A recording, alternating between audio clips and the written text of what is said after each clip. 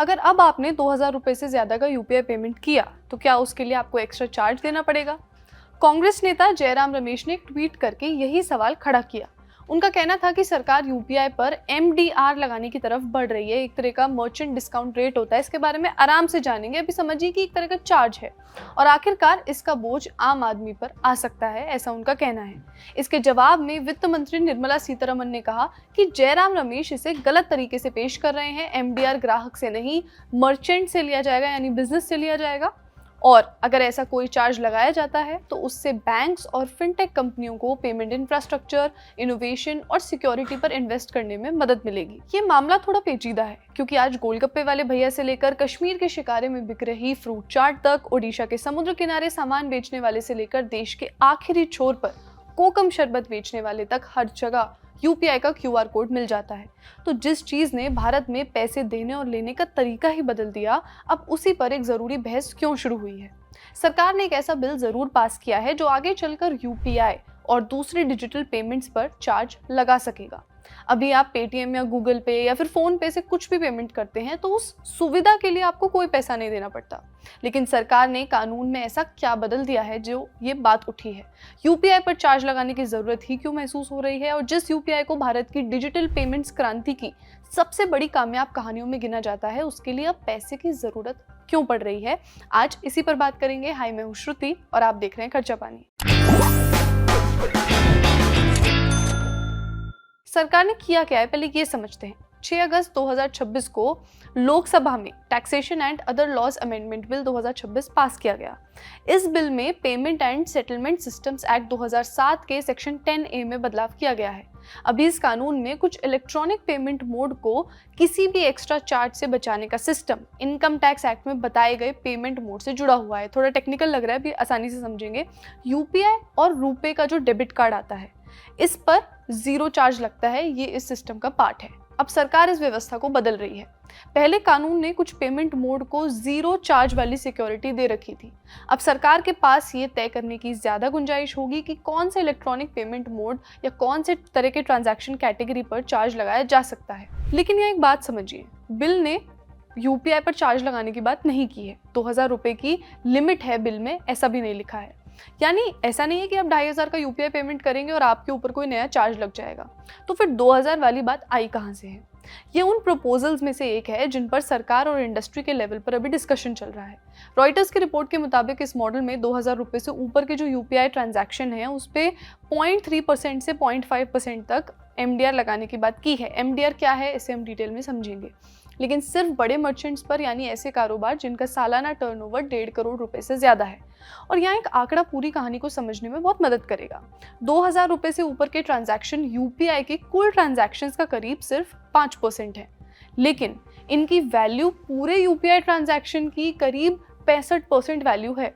यानी अगर आप गली की दुकान पर 150 का पेमेंट कर रहे हैं तो उस पर एमडीआर लगाने की बात नहीं हो रही है। लेकिन बड़े कारोबारों में जहाँ लाखों रुपए की यूपीआई पेमेंट्स हो रहे हैं, वहाँ से सिस्टम की कुछ लागत निकालने की कोशिश हो सकती है। और एक दूसरा मॉडल भी चर्चा में है। उसमें हर ट्रांजैक्शन की वैल्यू को देखने के बाद ये देखा जाएगा कि टर्नओवर कितना है उस बिजनेस का और उसको कितना पे करना पड़ सकता है। मतलब सरकार के सामने अभी एक से ज़्यादा मॉडल हैं। कौन सा मॉडल आएगा, किस पर चार्ज लगेगा, कितनी रेट होगी, अभी फाइनल नहीं है।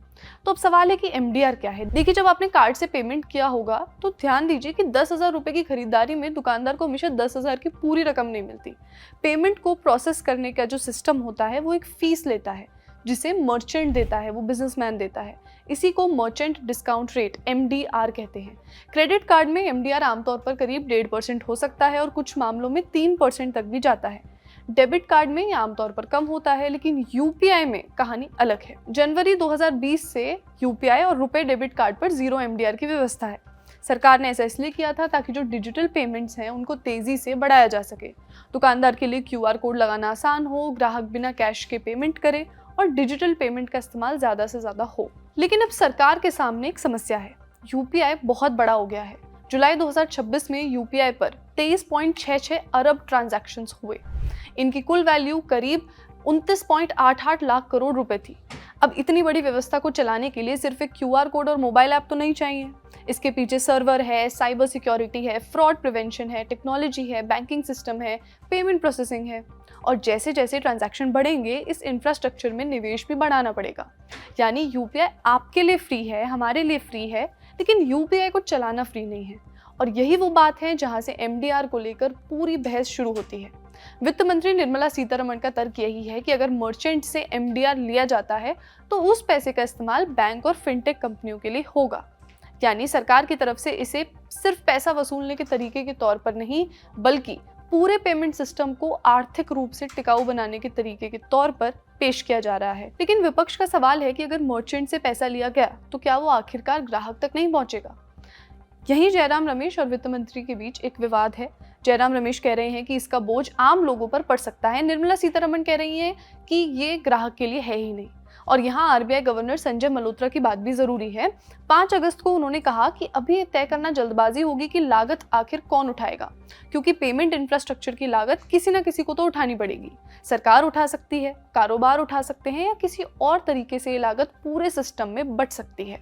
यानी आरबीआई गवर्नर ने एक तरह से असली सवाल सामने रख दिया। मुद्दा सिर्फ ये नहीं है कि चार्ज किसके नाम पर लगाया जाएगा, मुद्दा ये है कि आखिर इस पूरे सिस्टम की लागत कौन उठाएगा। यहाँ एक और मत सामने आ रहा है। रवि दत्त मिश्रा ने इंडियन एक्सप्रेस में एक आर्टिकल पब्लिश किया है जिसमें ये सवाल उठाया है कि क्या सरकार ये अमेरिका के लिए कर रहे हैं, क्योंकि अमेरिका चाहता है कि वीजा और मास्टर कार्ड को भारत में फिर से ज्यादा कारोबार मिले। रवि दत्त मिश्रा का कहना है कि यूपीआई के आने के बाद भारत में लोग कार्ड की जगह यूपीआई का इस्तेमाल ज्यादा करने लगे हैं। यूपीआई और रुपए की 0 ट्रांजैक्शन फीस और रुपए को मिला बढ़ावा वीजा और मास्टर कार्ड जैसी अमेरिकी कार्ड कंपनियों के लिए चैलेंज बन गया। अमेरिका के ट्रेड रिप्रेजेंटेटिव ने भी भारत की डिजिटल पेमेंट नीतियों को लेकर आपत्ति जताई है। उनका कहना है कि अमेरिकी इलेक्ट्रॉनिक पेमेंट कंपनीज को यूपीआई के इकोसिस्टम में बराबर मौका नहीं मिल रहा है। अमेरिका और भारत के बीच ट्रेड डील को लेकर तो बातचीत चल ही रही है, उसमें भी ये सामने आया है।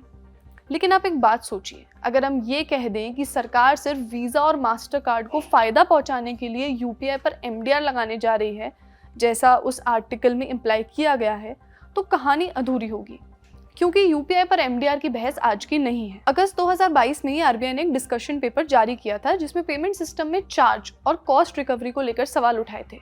उस वक्त सरकार ने यूपीआई पर एमडीआर लगाने के आइडिया को आगे नहीं बढ़ाया, लेकिन इंडस्ट्री की मांग हमेशा से आई है।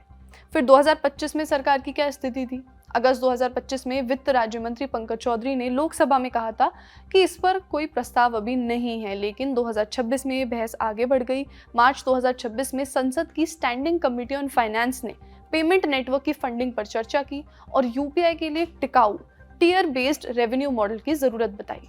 कमेटी का कहना था कि सरकार जो मदद कर रही है इस यूपीआई सिस्टम को चलाने के लिए, वो इस पूरे सिस्टम की लागत का सिर्फ एक छोटा हिस्सा ही कवर कर पा रही है। यानी सरकार अचानक से ये नहीं सोच रही कि चलो यूपीआई से पैसे कमाते हैं। असल सवाल पिछले कई सालों से सामने है, यूपीआई को फ्री रखा जाए तो इसकी बढ़ती लागत कौन उठाएगा?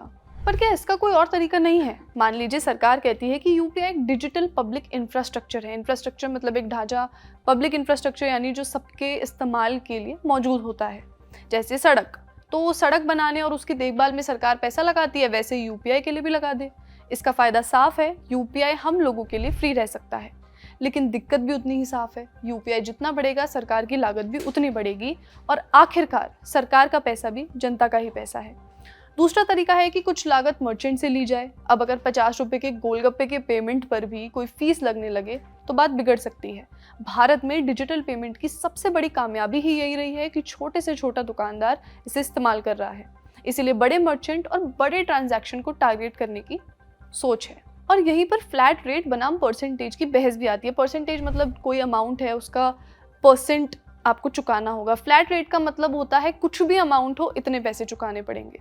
तो अगर 0.5% एमडीआर है तो 10,000 रुपये के पेमेंट पर 50 रुपये की फीस होगी, 1 लाख पर 500 की होगी, 10 लाख पर 5,000 की होगी। अब किसी बड़े रिटेलर के लिए हजारों करोड़ के कारोबार में एक छोटा एमडीआर शायद उसके बिजनेस को नहीं हिलाएगा, लेकिन अगर यही फीस एक छोटे दुकानदार पर भी लगाई जाए तो उसकी लागत का परसेंटेज काफी ज्यादा हो सकता है।